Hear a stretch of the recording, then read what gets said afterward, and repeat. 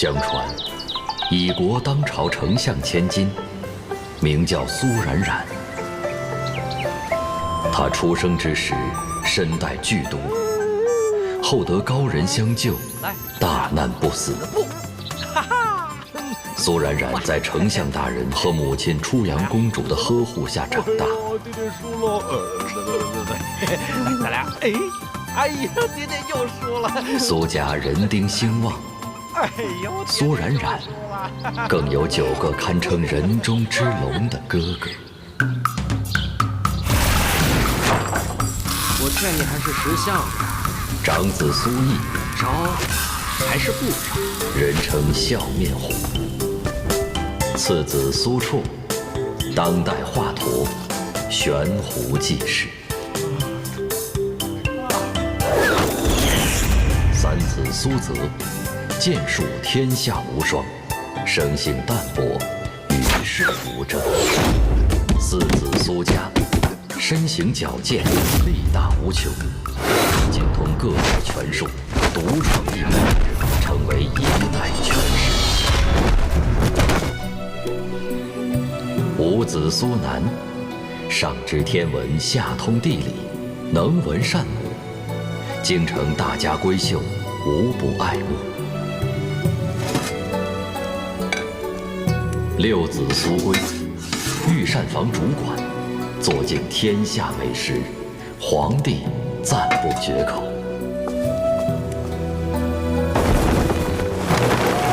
七子苏简，女工出神入化，皇亲国戚纷纷慕名而来。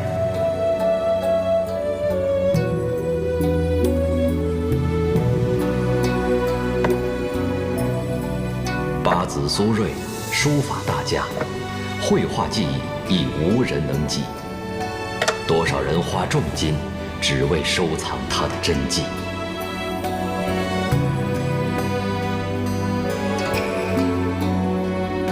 幺子苏颂，满腹经纶，博览群书，一目十行，过目不忘。年纪轻轻，已成为一代国学大师。举国上下慕名而来拜师学习的人，络绎不绝。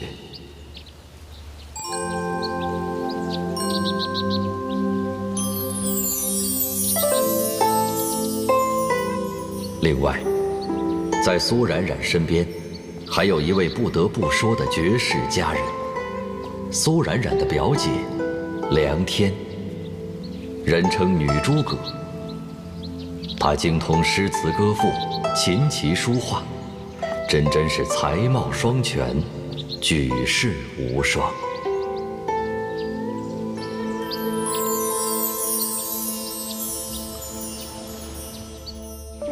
而苏府众人的平静生活，甚至整个江湖，都即将因为苏冉冉心血来潮的逃婚而被搅得波澜四起，鸡飞狗跳。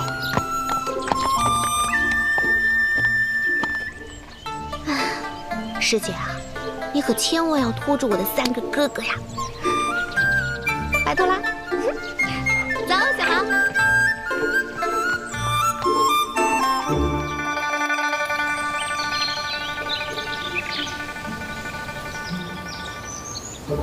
唉，兰花呀兰花，当初你的花种还是二师兄送给我的呢。转眼都过去3年了，等你开了花，我就到山上去找二师兄。小师妹，小师妹，不好了！你爹派你哥哥们接你回家成亲了。什么？成亲？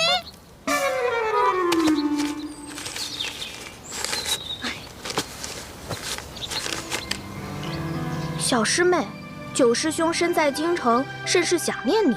听我爹说，丞相大人与秦将军已经在圣前为你和秦二公子定下婚约，闹得京城是沸沸扬扬。不日，你的诸位哥哥即动身前往太乙山接你回家成亲。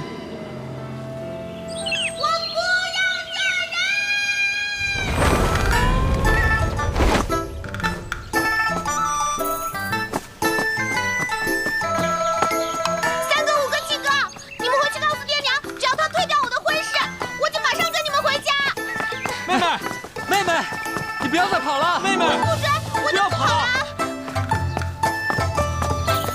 妹妹，妹妹，妹妹，别跑了！别跑了！你们别追了！妹妹，别跑了，小心啊！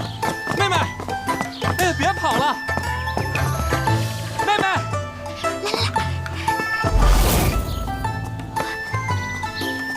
妹妹，妹妹，妹妹，妹妹，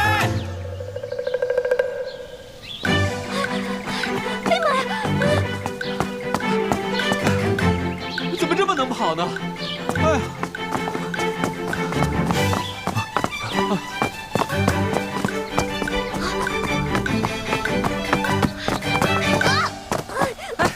妹妹，没事吧？哎呀，哎，是你，我妹妹呢？哎呀，非礼啦！快来人呐！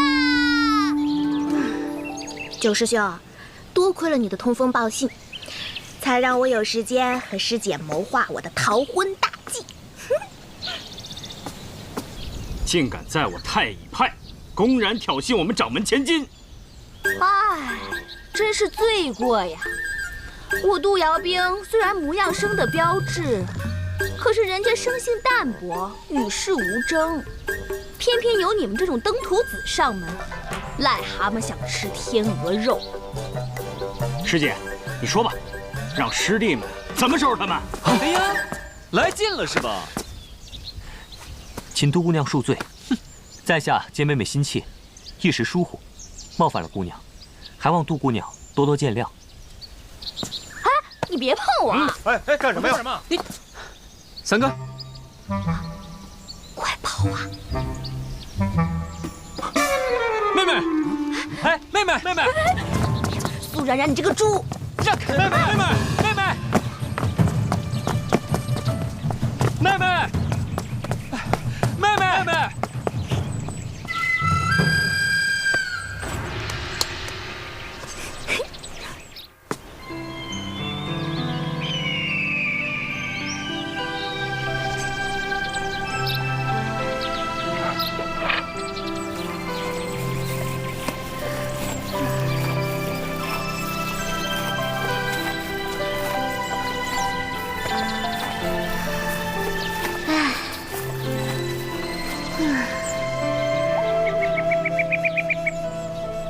也不知道二师兄现在在干什么呢。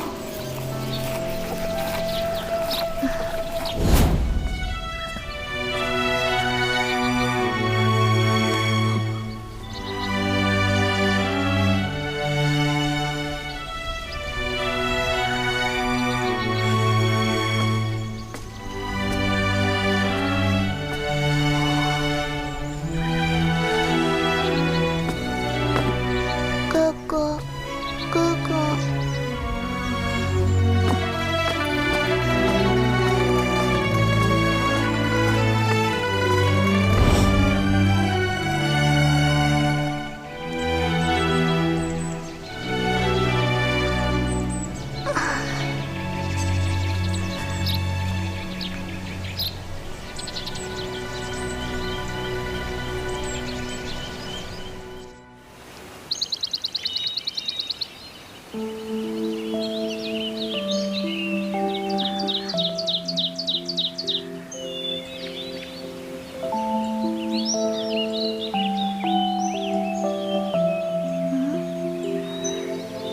二师兄，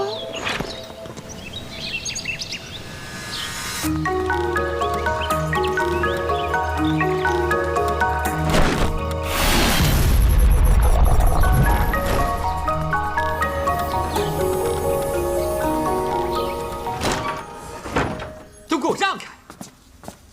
哎呀，急死人了！杜姑娘，你究竟把我妹妹藏到哪儿去了？啊，我还说好不容易安静一会儿，以为你们知难而退走人了呢，还在啊！我告诉你，今天你要不把我妹妹给交出来，我们就不走。好啊，既然苏家几位公子想在我太乙山多待几日，那我也不能怠慢了各位。你们几个去，把中午喂牲口剩下的干粮拿来，给几位公子当晚膳。你说什么？你说什么？杜姑娘不必客气，我们3人今天冒昧打扰，已然过意不去，我们这就准备下山回家。告辞。慢走不送。哎呀，我这算了，是师姐，大事不好了！啊，小师妹不见了！什么？哎呀，你给我小声点儿！我不是让你去后山小屋接冉冉吗？我去了，那屋里没人，周围我也找了。师姐啊，你说这小师妹该不会又迷路了吧？哎呀，这个笨蛋，让他下山又转又转又转，又给我迷路。哎呀，你还愣着干嘛？赶紧去找啊！去啊！哎呀，怎么办啊？别着急，我们一定会比他们先找到妹妹的。二师兄，自从上次你把我从一仙谷接回来，已经3年了，你不下山，也不让冉冉上山。冉冉好想你哦。好了，小毛，带我回后山茅屋找师姐他们去吧。走。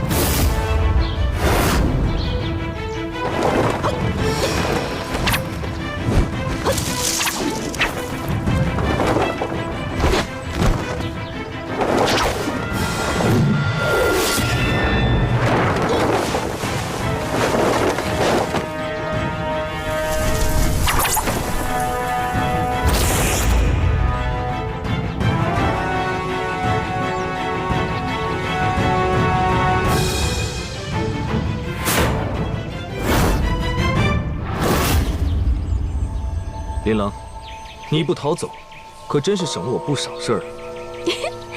用护法还是那么厉害，可是我是奉代公主之命来太乙山寻找月亮花种，青天姐姐那么信任我，我可不能辜负她对我的期望。日轩，你这么阻挠我执行青天姐姐的命令，她会伤心的。你什么时候开始这么听叶青天的话？青天姐姐代替公主掌管月灵宫，整日忙碌。可这些都比不过你对她的忽视。她这么爱你，可你却只爱那个月影。月影这个名字，是你能叫的吗？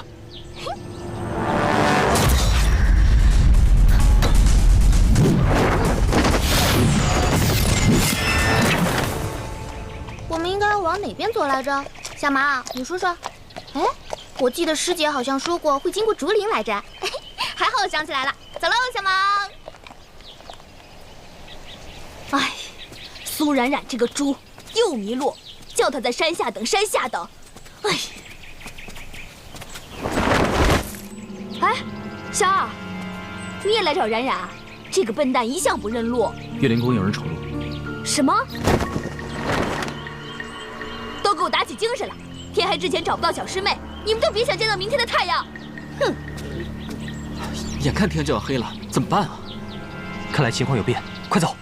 小毛，我们应该是往前面走，还是往下面走啊？应该是往下面走。走，小毛。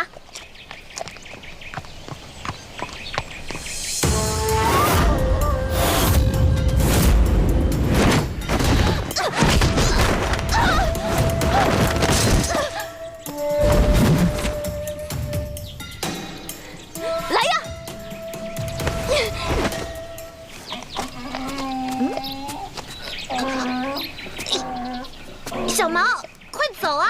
再不走我们就下不了山了。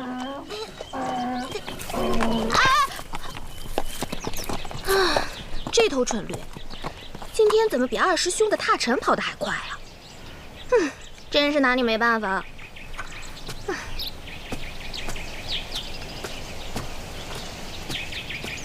你根本就从来没有在意过叶青天，这次却忠心耿耿地执行他的命令，你以为我看不透你吗？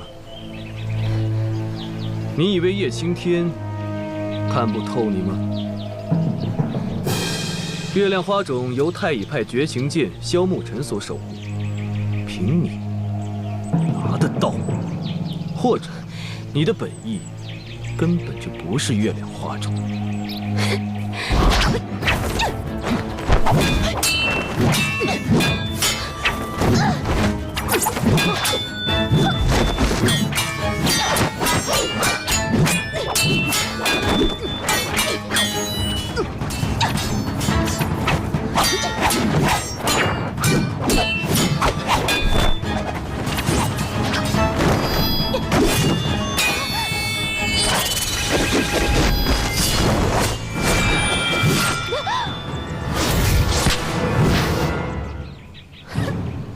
你默默地守在睡在树林里的姑娘身边，青年姐姐要是知道了，得有多伤心啊！住手！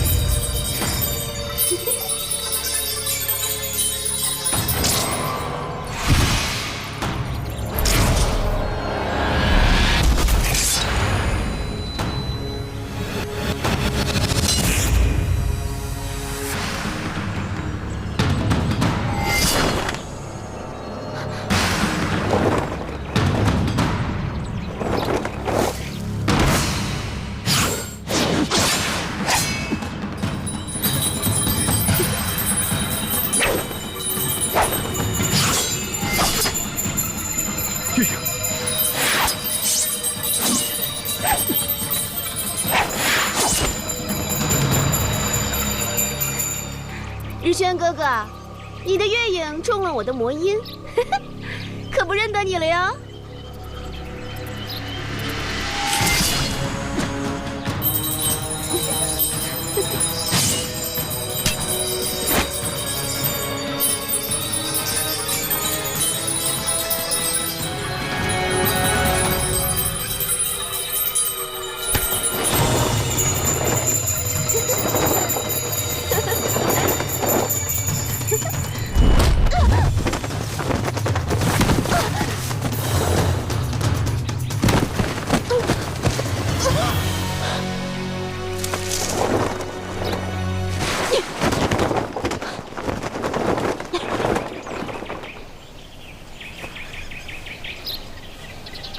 二师兄，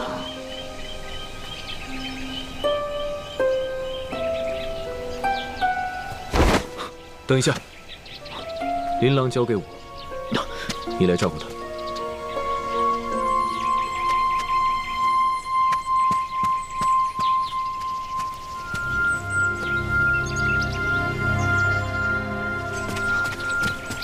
妹妹，妹妹，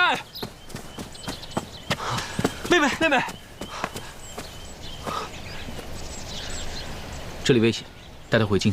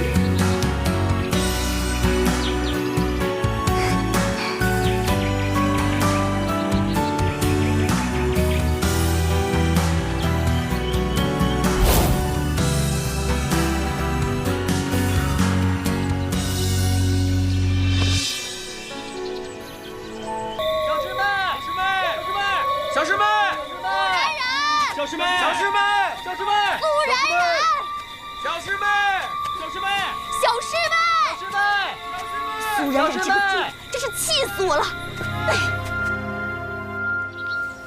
师姐，你说这都找了1夜了，小师妹她能去哪儿啊？哎，师姐，小师妹莫非不是迷路，而是她……让你说，还说！我看你这个嘴啊，除了吃饭也没什么用。来，师姐帮你撕了它。喂，二师兄来了。怎么样，找到了吗？冉冉被哥哥送回家了。什么？哎，萧儿，你可害死冉冉了！刚从虎口出来，就被你送进狼窝了。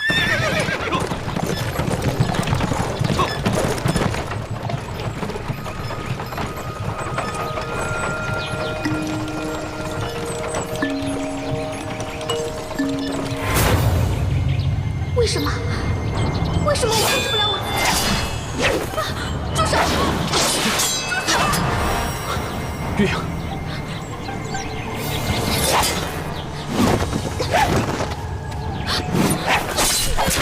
我不是故意的。怎么了，妹妹？你做噩梦了？可怕的梦。没事，啊，有哥哥们在呢。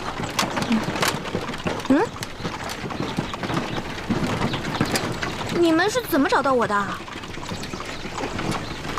妹妹，你还记得发生什么事了吗？我记得我在竹林里遇到了2个奇怪的人，他们互相大打出手。啊？那你受伤没有啊？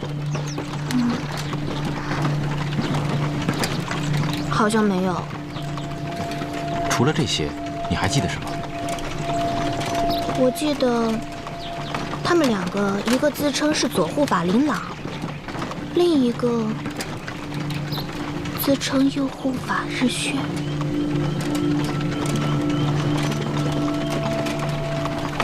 为什么？我说你们1个2个是要死吗？妹妹都被吓成这样了，还问？妹妹，想不起来呢，咱们就不想了啊。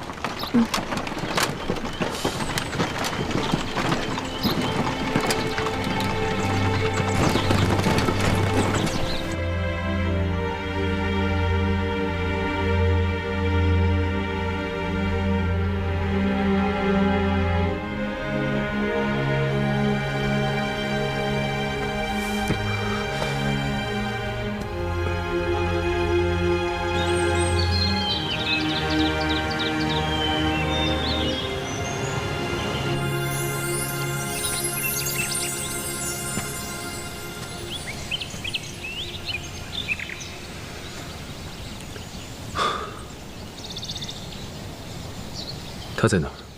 已经回京城了。我昏睡了多久？2天2夜。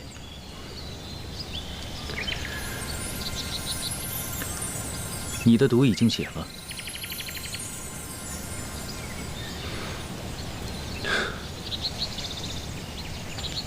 3年了，月亮花种已经快成熟了，你也算是履行了自己的承诺，而我到现在还不知道9瓣灵芝的下落。这3年，你把它照顾得很好，接下来就该由我来保护它了。你会害了它，我绝对不会放弃。你走吧。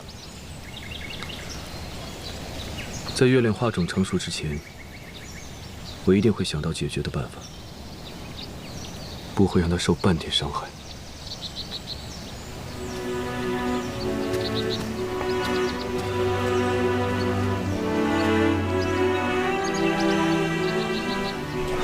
3年没见了。是啊。你怎么知道我在这里？你们岳灵公入侵太乙山，你会放任小师妹的安危于不顾吗？没想到你这么了解我。3年了，我还以为你放弃了。我的命都是他的，只要我还活着，我就绝对不会放弃。你知道，他要成亲了。对方是将军之子。我知道。那你打算怎么做？我说过了，只要我还活着，我就绝对不会放弃，她也绝对不会嫁给别人。太好了，等的就是你这句话。你为什么和他们不一样？你们注定会在一起，什么金针入脑，什么失忆，统统解决了就行了。来，赶紧去找他吧。告辞。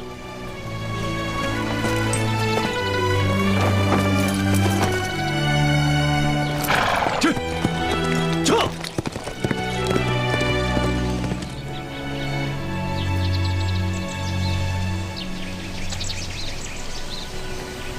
妹妹，来吃一口，啊？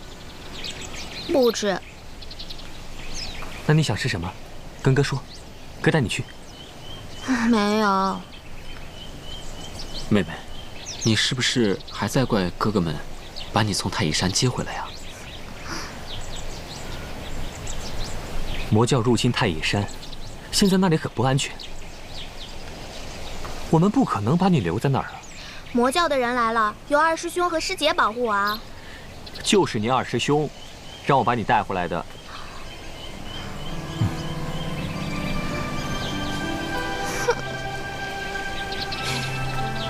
妹妹，你多久没回家了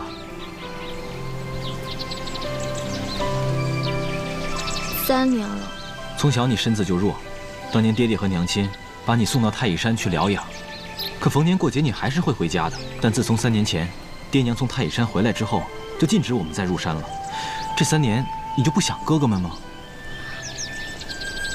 想，可是我不想成亲。我们也不想让你成亲，可是这么久没见你了，你哥我也顾不了那么多了。家是一定要回的。现如今魔教为祸四方，太乙山很不安全，只有回家，天天看到你，我们才能放心。成亲的事儿，咱们从长计议，啊？对，从长计议啊！妹妹，吃一个吧。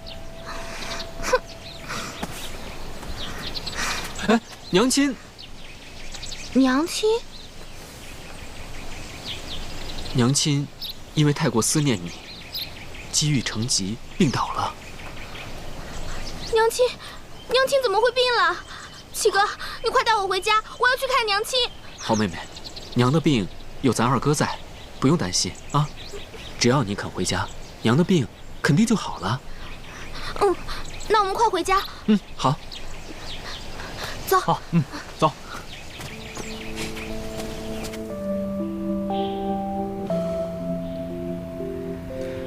夫人，你先说。那我先说。哎，今天老秦来，又是来催婚的。那还能有什么事儿？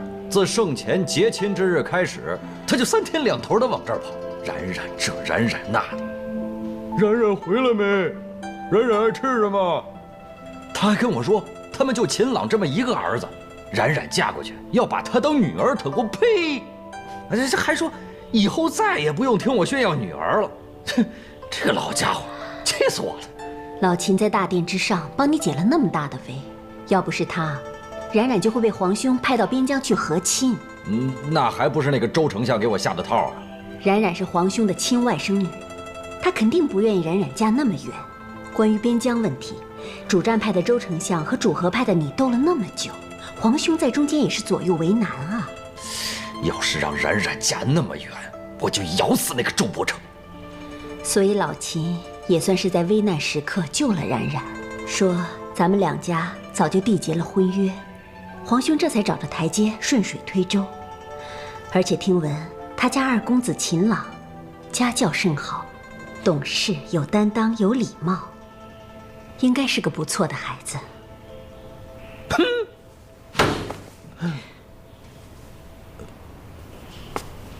你是以为我就愿意这么让冉冉随便嫁了吗？冉冉从出生就身中剧毒，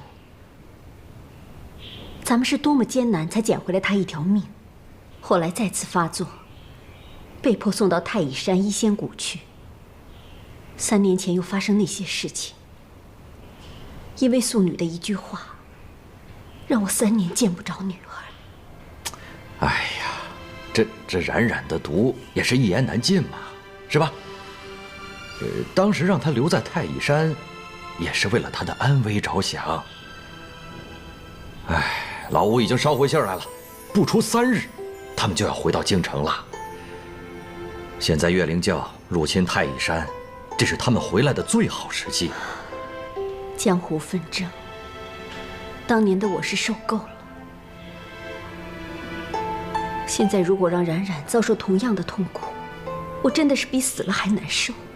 哎呦，好了啊，都过去了。都没过去。现在时局动荡，我只想让冉冉嫁人生子，平平安安、简简单单的过一辈子。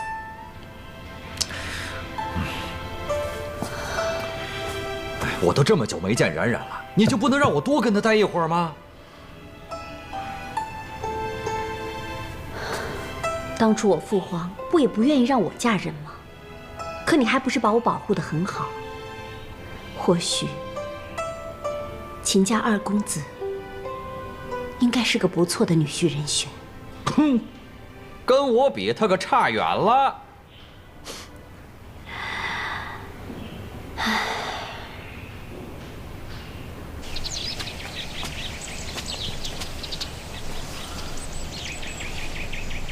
已经10几年没有岳灵宫的人入侵我太乙山了，为何突然间？当年无赦师傅作画之前，曾给我太乙山幻化了一层结界。这么多年，结界一直保护着我们。可如今，我会保护太乙山的周全。对了，月亮花种怎么样了？还有6个月圆之夜。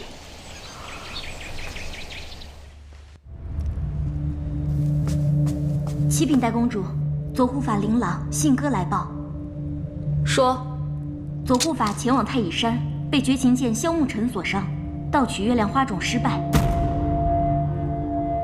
左护法现在人呢？信中并未交代。这个琳琅，就根本没有把我叶青天放在眼里。启禀代公主，左护法在信中还提到一件事，快讲。右护法日轩也在太乙山。继续说。右护法在太乙山被一个叫月影的姑娘所伤，目前下落不明。下去吧。是。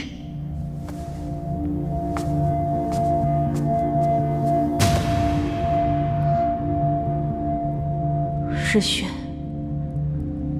你果然还是去找他了。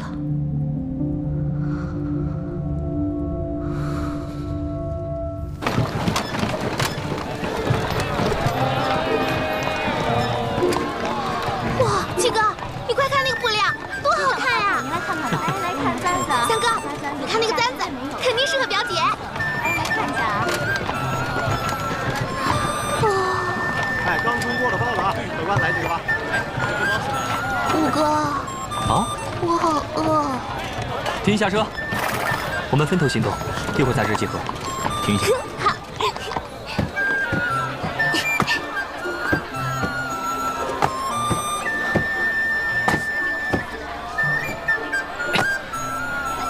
走，陪我到那边看看。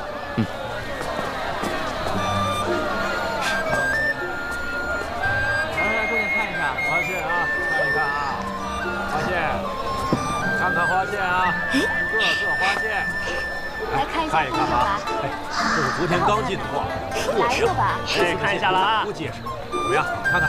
哎，姑娘，看看吧，看看。哎，这是男的戴的啊。哎，您试试这个。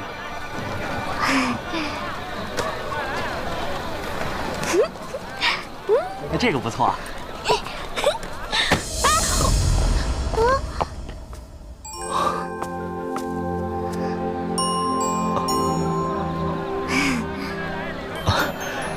姑娘没事吧？我没事。你呢？啊，在下没事。哎，看一看，看一看。哎，姑娘买吗？嗯。妹妹，给你。妹妹，妹妹。啊，抱歉。五哥。刚回京你就乱跑，不听话。走了。嗯。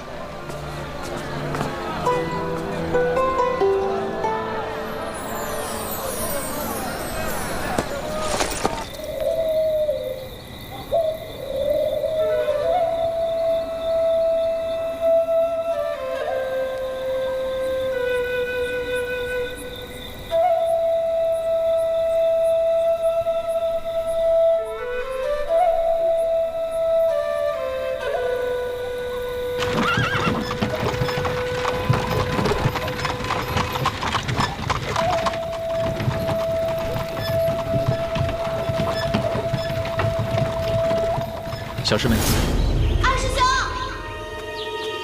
二师兄你在哪儿啊？二师兄，二师兄，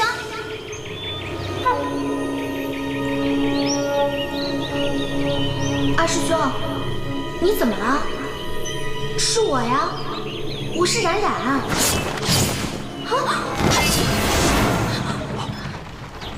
怎么了，妹妹？是不是又做噩梦了？梦到什么了？不记得了。哎呀，想不起来，咱们就不想了啊！撤！我们到京城了。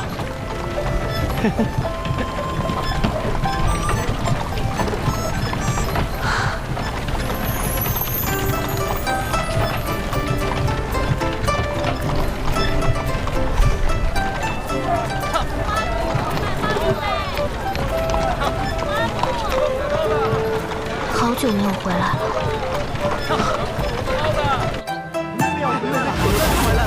都3年没见到他了。是3年没见。等他吧。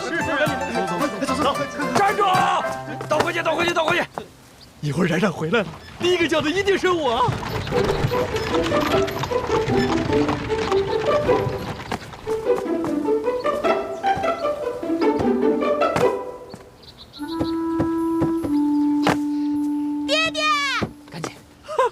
我说什么吧？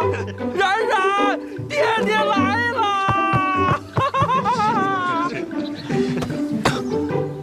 冉冉，冉冉啊！哎，女儿担心生病的娘亲，我先回去看她了。娘亲，小姐，娘亲，姐儿，你娘生病了，我怎么不知道？哎呀，待会儿再说，忙着呢。哎，你慢点儿！七公子，妹妹，阿爹，阿爹，等会儿再说，等会儿再说啊。不是，哎，泽儿，你别跑啊你！三公子，哎，泽儿，你表妹她不在这儿，她在花园呢。这怎么回事啊？冉冉，老爷，爹爹你慢点，找你来了！娘，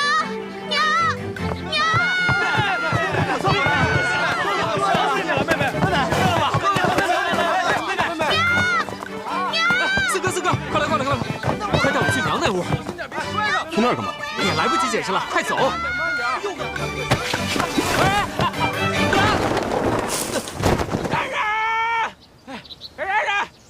你等等我！哎呀，冉，哎，爹，冉，哎，爹来了！哎，今天冉冉他们也该回来了吧？回表小姐，刚才老爷已经带着公子们去门外接小姐了，是吗？冉冉8岁就去了太乙山，体内的毒一直未解，时好时坏。3年前又发生了那样的事情，他体内的毒一日不解，他的性命安危就得不到保障。我也是惶惶不能终日啊。那素女师傅不是答应了我们，会给冉冉解毒的？这么多年，我一直在自责。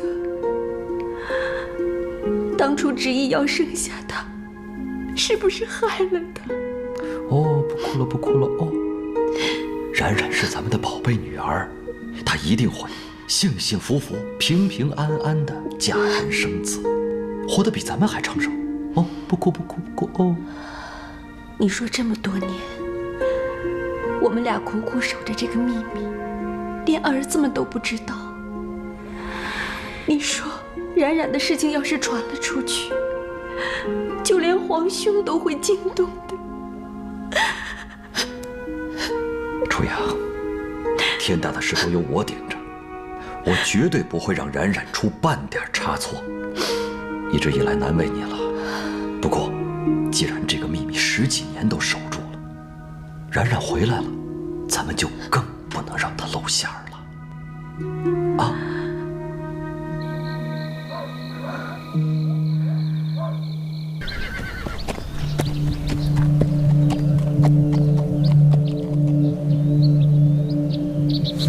恭迎少主归来。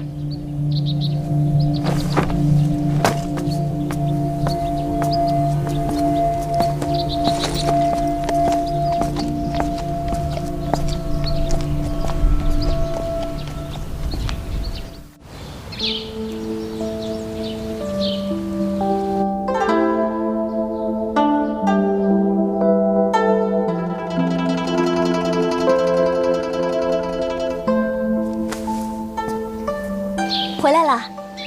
嗯。冉冉他们呢？他们在娘的房间，我过来接你。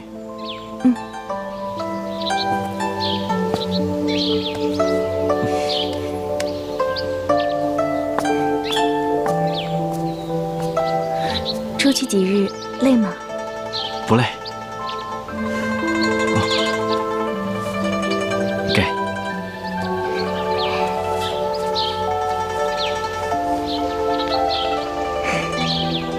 这是妹妹特意给你挑的。啊，谢谢表哥。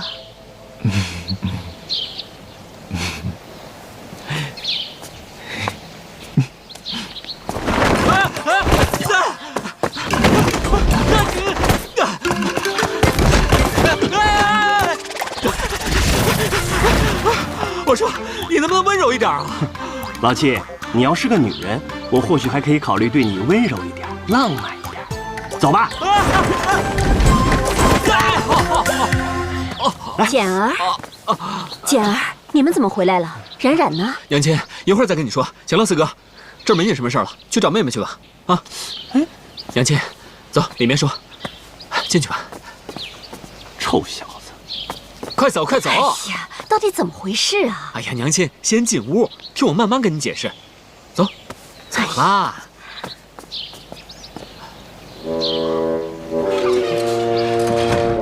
娘，来来来，来，先坐下再说啊。快坐。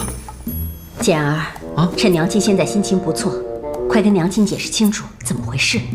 哎呦，娘亲，怎么我走没几日，您的皮肤变得大不如前了啊？你看看，鱼尾纹都出来了。快把镜子给我拿过来。哼，有我在，还要什么镜子？看我不把您打扮得美美的。来，您先躺下。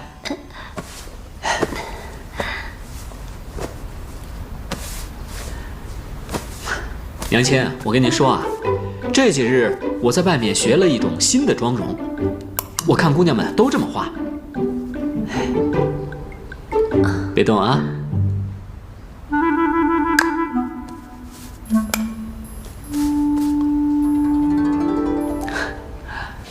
哎，妹妹，慢点，慢点，慢点，小心点，妹妹，摔着妹妹。登这台阶儿，台阶，妹妹，慢点，妹妹，慢点，慢点，慢点，我们，冉冉，妹妹，妹妹，冉冉，别跑了，妹妹，我的乖乖，我的宝贝儿。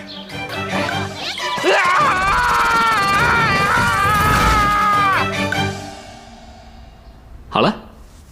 好点了没？非常好。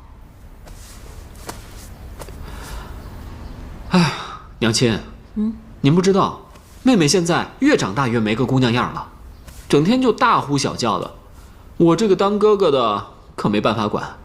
不过娘亲，您可得一定给她做个好榜样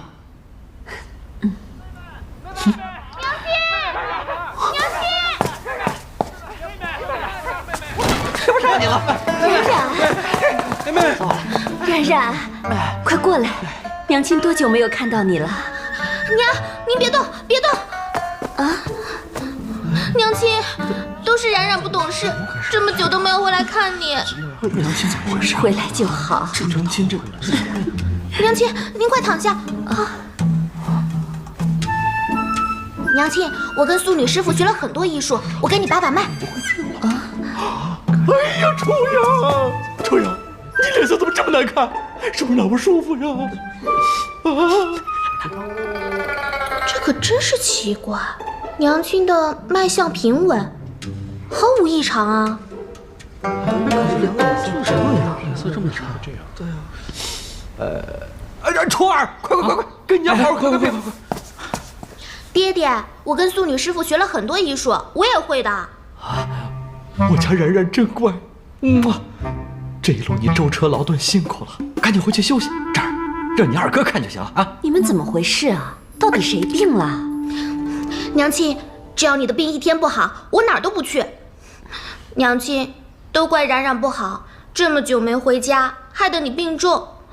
以后你说什么冉冉都听，你让我嫁人我就嫁人，只要你的病能好起来，我什么都听你的。乖，娘亲。蟑螂！怎么会有蟑螂？初阳，你怎么了？我把你弄掉！蟑螂呢？在哪儿啊？赶紧找！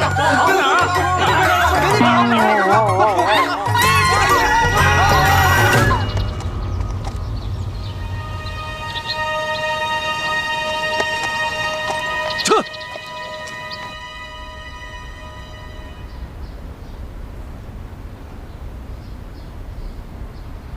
说，谁出的馊主意？爹娘，主意是我出的，跟三哥七弟没有关系。不，娘，我是哥哥，是我出的主意。哎呀，娘，其实是我出的主意。老实说。娘亲，你别生气了。冉冉在太乙山不听话，哥哥们是为了我好才这么说的，不是哥哥的错，是冉冉的错。哎呦，妹妹，还愣着干什么呀？你怎么这么懂事啊？来，亲一个。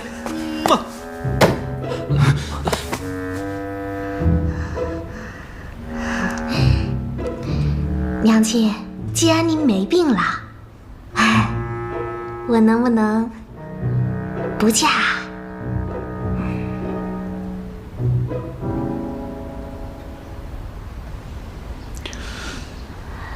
冉冉，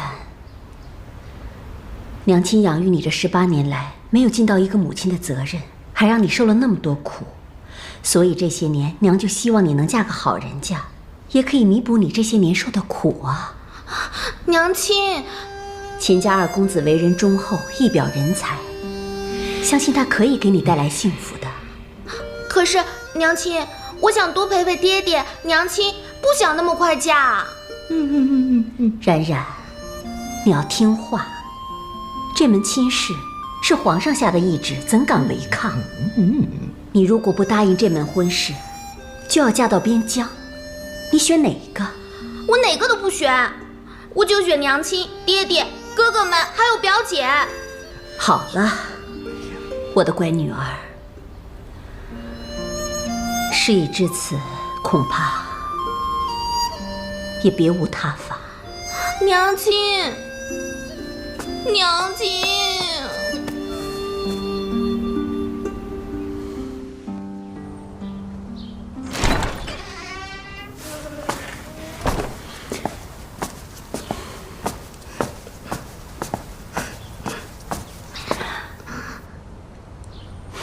别装了，我是你亲娘，你肚子里有什么小九九，我还不知道啊。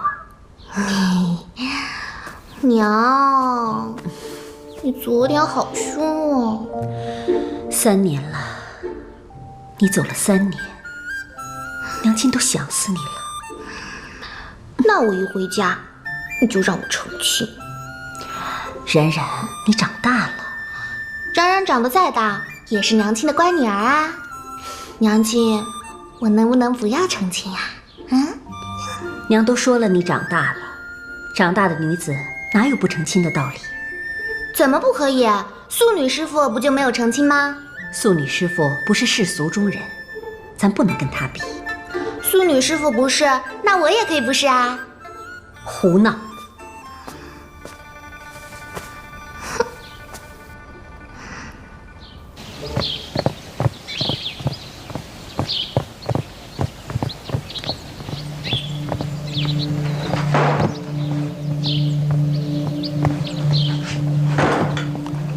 少主，都已经准备好了。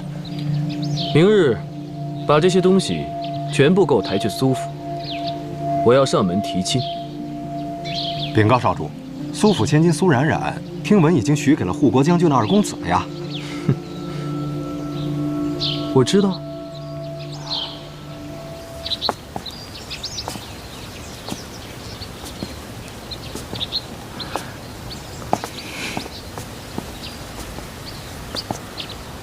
表哥，你们从太乙山回来的路上，冉冉有什么不对劲儿吗？什么样的不对劲儿？身体上的。妹妹一向身子弱，这几年一直在太乙山调养，看起来好多了。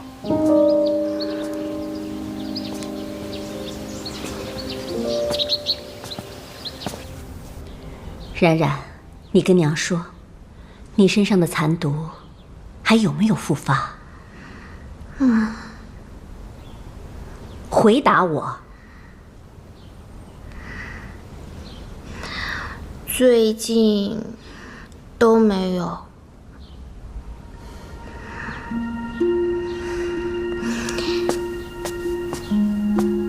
娘，您别担心，素女师傅说了，她会找到解毒的办法的。素女师傅原来给你的那些还魂丹还剩几颗？还有，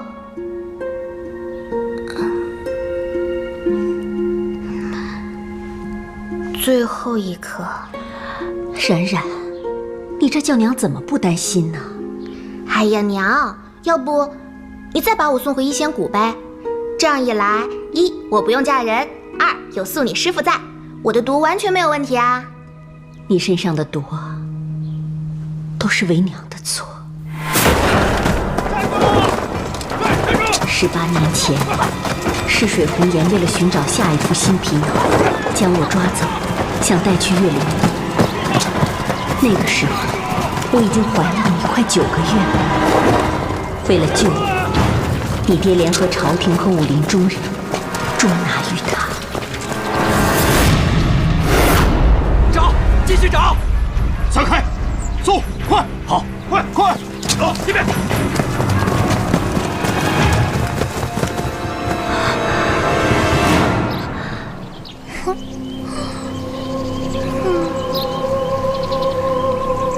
初阳，你说，你要是死了，那些人会怎么样？你杀了那么多无辜的女人，你不是不报，是时候未到。时候未到，是谁跟你说时候未到的？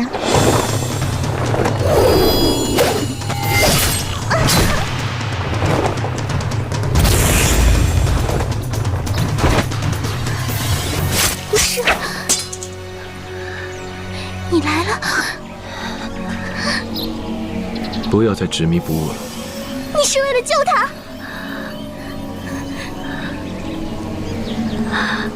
是你吗，无赦？是我。我就知道。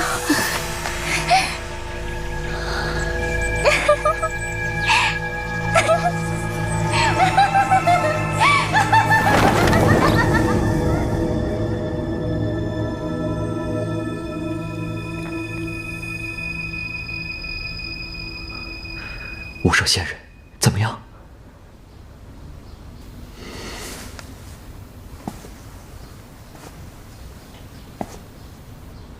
毒气已深入骨髓，回天乏力。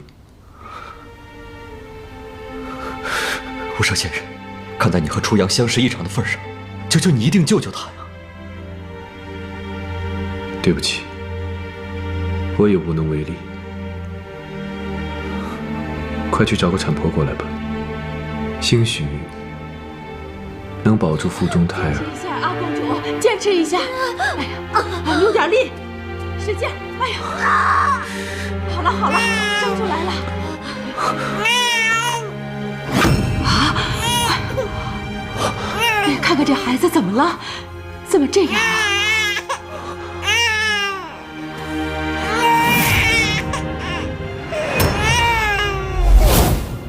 娘，为什么这个世界上会有这么多的恩恩怨怨啊？你跟逝水红颜无冤无仇，他为什么要抓你？他又为什么要杀掉那么多无辜的人呢？冉冉，爹爹，逝水红颜是前朝的后裔，对本朝一直怀有大恨。抓你娘亲，一是为了报仇，二也是为了保持年轻貌美的容貌，寻找新的身体容器。当年逝水红颜被无赦仙人打成重伤，逃走了，18年来一直没有出现过，想必也是躲在我们找不到的地方休养生息。我们也过了18年平静的日子。他就是个彻头彻尾的疯子，死在他手里的人，尸骨都可以堆成一座山，鲜血都可以流成一片海。无论是谁，只要见过他一次，这一生都活在他的噩梦里。冉冉，你答应我，这一生都不要踏足江湖，这样才不会遇到他，才不会跟他扯上关系，这样就会更安全。娘，我为什么会遇到他？我又为什么会遇到危险呢？对对对，是娘想多了，你不会，你不会。只要你安安全全的嫁人生子，平平安安的，比什么都强。娘，就算遇到逝水红颜，我才不怕他呢。你不怕，我怕。冉冉，当年你一出生，无赦仙人便为你和你娘做了诊断，发现你娘身上的毒全都转移到了你的身上。你刚一出生，全身紫青，身上皱巴巴的，就像个将死的老人。大夫们都说你活不过10岁，于是我便在你8岁那年，把你送到了江湖第一大门派太乙派。经过了这些事以后，娘希望你能远离江湖是非，嫁给一个官宦子弟，过着安逸的官宦夫人的生活。秦家二公子秦朗就是这样的一个合适人选。可是娘，好了，别说了，下去吧。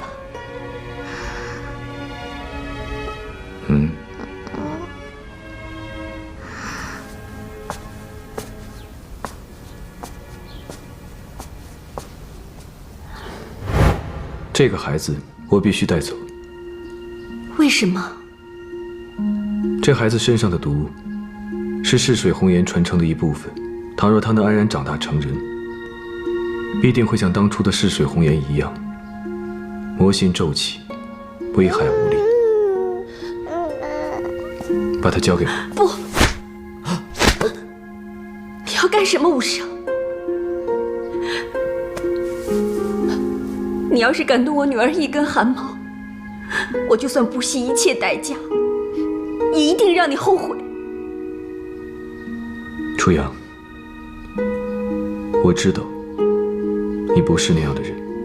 那是以前，我为了我可怜的女儿，做什么我都愿意。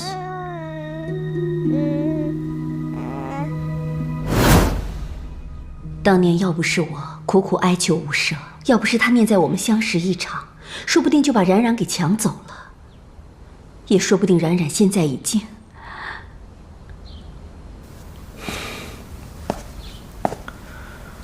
冉冉跟逝水红颜传承的关系，还有谁知道？除了冉冉的师父、素女谷主、无赦，还有我们以外，应该就没有别人了。那就好，那就好，不要再让别人知道就好。